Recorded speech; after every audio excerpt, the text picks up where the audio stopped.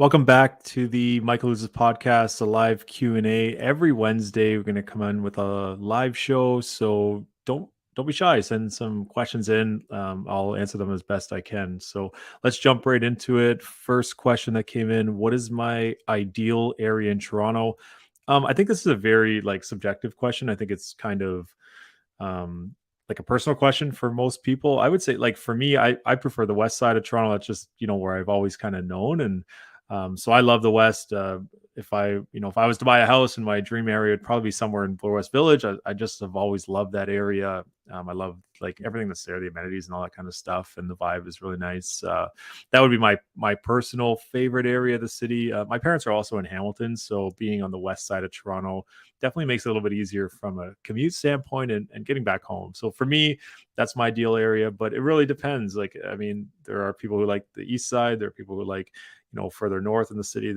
It's a very case by case question, depending on, your wants and your needs of the city. The city has a lot to offer. So depending on what part of the city you like to live in, but that for me, the west side is my personal favorite area of the city.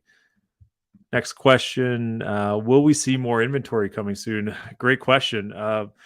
I ran the numbers this week. We are the first week of the year, so happy New Year to everybody. By the way, I would imagine in the coming weeks we'll probably see more inventory. Over the last week, over Christmas time into the new year, there was not very many listings whatsoever. And then this week, keep in mind, kids are still out of school and not everybody's maybe back to work quite yet. And Monday was a holiday, so I don't know if we'll see a ton of inventory for the remainder of this week, and even the next week as well. Like, if people are just getting back in the swing of things, they might not be too excited to list their property, as kids are back at school, and they might just be getting back to work. Maybe they were traveling and stuff like that.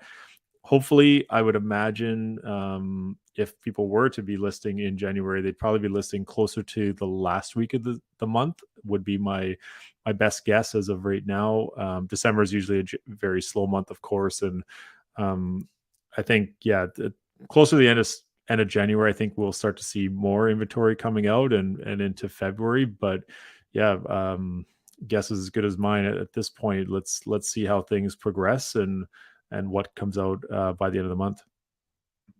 Next question: what do you think of the predictions from the banks and real estate companies? By companies, yeah, brokerages.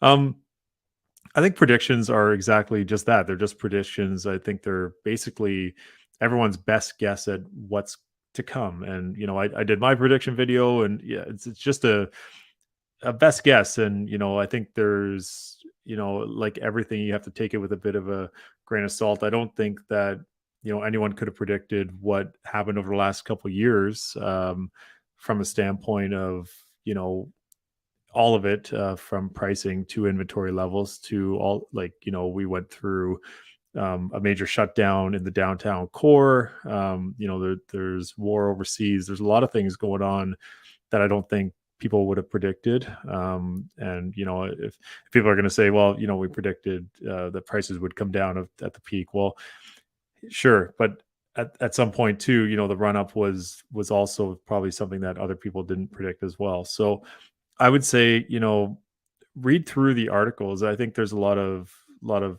people in there, that are making these predictions, that have done a ton of research. And I think it's important to read through each article one by one and to see what exactly the metrics that they're using to come up with these predictions are, and how they came to their estimates. And they are just that, their estimates, or their predictions on what they think is going to be coming. And there's a lot of resources. All the major banks come out with their reports, and all the real estate brokerages come out with their reports. So read through them. Don't just read the headlines. Don't just read the headlines in the news that are relating to them, because they might not be telling the whole story. Read through to get the whole scope of exactly what they're saying, and then come up with your own predictions, come up with your own kind of analysis of all the different articles, and then hopefully it'll give you a better idea of what you think is going to happen in the market. So that's my live Q&A for this week. As always, if you're following on YouTube, hit that like and subscribe button. And if you're listening on